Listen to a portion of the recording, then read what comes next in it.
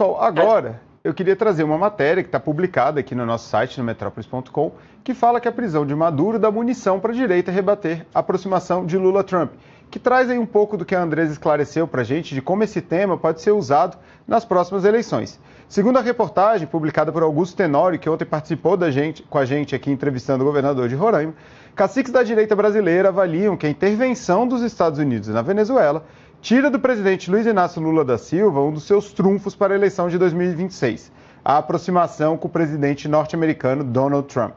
Além disso, os caciques avaliam que o ato de sequestrar o presidente norte-americano faz com que Washington promova uma longa estadia em Caracas, o que deve prolongar essa crise diplomática com os governos da esquerda na América do Sul. E essa avaliação ela foi compartilhada por vários parlamentares, inclusive pelo senador Flávio Bolsonaro, que é um aí dos postulantes ao cargo de presidente da República. E para a gente continuar nesse debate, eu vou chamar aqui o nosso comentarista, Felipe Monteiro, que vai entrar aqui ao vivo comigo. Já vejo o Felipe no telão, para a gente falar um pouco sobre essa situação. Tudo bom, Felipe? Como é que tá?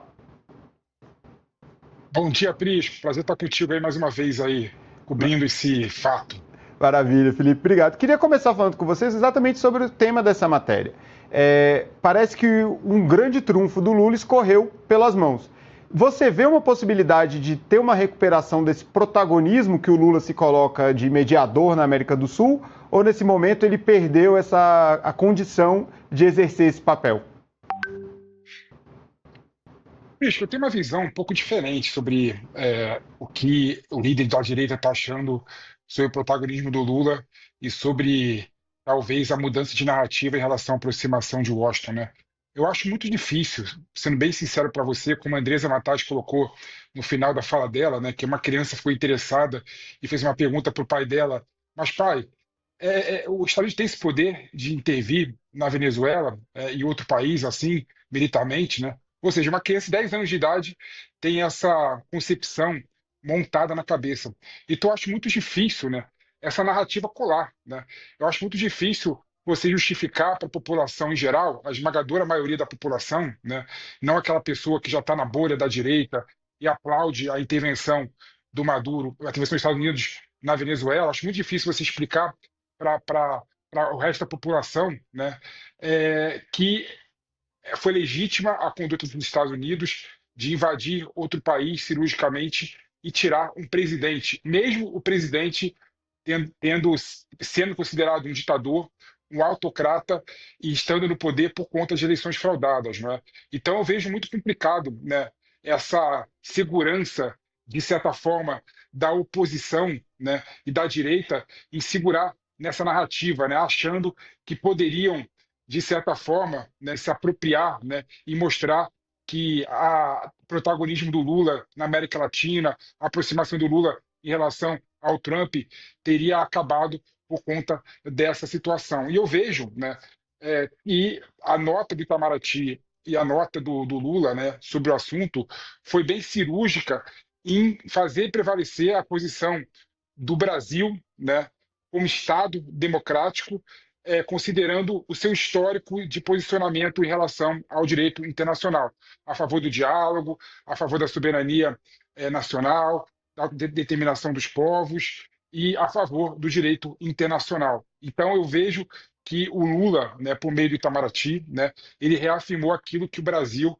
sempre defendeu em relação ao direito internacional, em relação à relação exterior. Mas é claro, né, tem um ponto aí que eu vou fazer uma grande ressalva, uma pequena ressalva, né? É claro que agora, né, o Lula não tem mais a proximidade que tinha, né, em relação à Venezuela, né, apesar dessa relação ter sido desgastada desde as eleições na Venezuela no ano passado. É bom lembrar que o Lula e o Brasil, a todo momento, pediu para o governo da Venezuela apresentar as atas eleitorais, e o governo da Venezuela não apresentou as atas, né? Teve muito conflito entre o Lula e o Maduro e a Venezuela, né? Ou seja, aquele Lula do começo do mandato dele, que recebeu o Maduro, né, com o tapete vermelho, não é mais o Lula, né, e não é mais o governo brasileiro em relação ao Maduro, né, no ano de 2025 e 2026. Né? Então houve uma faixa do Lula em relação ao Maduro ideologicamente e, com sombra de dúvida,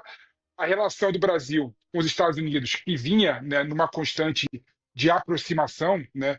O Brasil conseguindo tirar a tarifa, conseguindo tirar a sanção do ministro do STF, Alexandre de Moraes, agora vai começar a ter um posicionamento contrário a Washington, contrário ao Trump. Mas eu acho muito difícil você afirmar que isso pode gerar algum ganho político na eleição desse ano. A discussão que a gente estava tendo aqui ontem, Felipe, era se toda essa questão envolvendo a Venezuela ela não fez parte das negociações que o Brasil teve com os Estados Unidos. Então, essa crise venezuelana, o Lula falou que conversou com o Trump sobre isso, de certa forma ela teve ali nessa discussão sobre Magnitsky, sobre tarifaço. Então, de alguma maneira, ainda teve ali uma participação brasileira nessa discussão, certo? Não, sem sombra de dúvida, Prisco. E assim, a grande questão que eu vejo sobre tudo isso, né, que é o ponto que eu acho que é o ponto essencial e principal, é que o, o Trump ele reafirmou algumas vezes que ele tentou o diálogo com o Maduro, né? E não foi para frente porque o Maduro pediu algumas coisas, né, que eram impossíveis para Washington aceitar, como por exemplo um perdão para ele e toda a estrutura chavista que estava no poder, não é? Então, quando o Lula vem a público pedir para o Brasil e se colocando à disposição para ser um elo, né, de diálogo entre a Venezuela e os Estados Unidos, né, você vê que no contexto maior esse diálogo já teve e já existiu, né, e não foi para frente, né, por conta da cobrança e por conta do que o Maduro colocou na mesa para o Trump aceitar a negociação. Então, tudo isso mostra que essa questão de se fazer o diálogo e ter o protagonismo na América Latina em relação a essa questão da Venezuela, o Brasil não teria esse poder que o Lula se colocou para fazer. O diálogo foi aberto e não foi para frente. Perfeito. Mais cedo, Felipe, na sua participação aqui com o Rafa, eu vi você falando um pouco sobre a Marine Le Pen, né, que ela se posicionou contrariamente, ela que é uma líder da direita francesa, se posicionou contrariamente à ação dos Estados Unidos, enquanto o Emmanuel Macron, que é vamos dizer, um centrista, mais ligado até um pouco à centro-esquerda na França, se posicionou a favor. Eu estou falando isso porque a gente estava acompanhando o X e olhando o Trend Topics, né, global, e a gente notou que existe uma divisão ali. A gente tinha o termo Trump criminoso de guerra, escrito em inglês, né, como um dos mais tuitados, mas também o termo Go Trump, né, que a gente poderia traduzir com um endosso, vai Trump, ali nessa lista.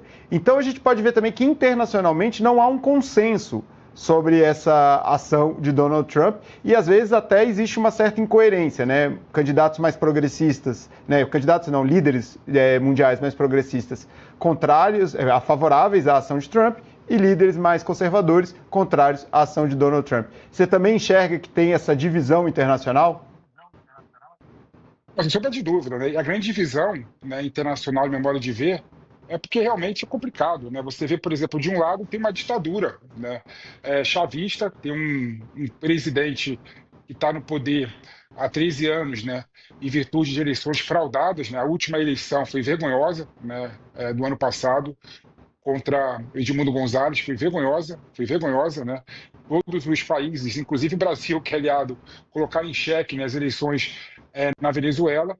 Então, muito difícil, né, para algumas pessoas fazerem um tipo de balanço, né? Poxa, o cara é ditador, né? É ditador, então não merece estar no poder. E se não merece estar no poder, né, tem que ser arrancado do poder.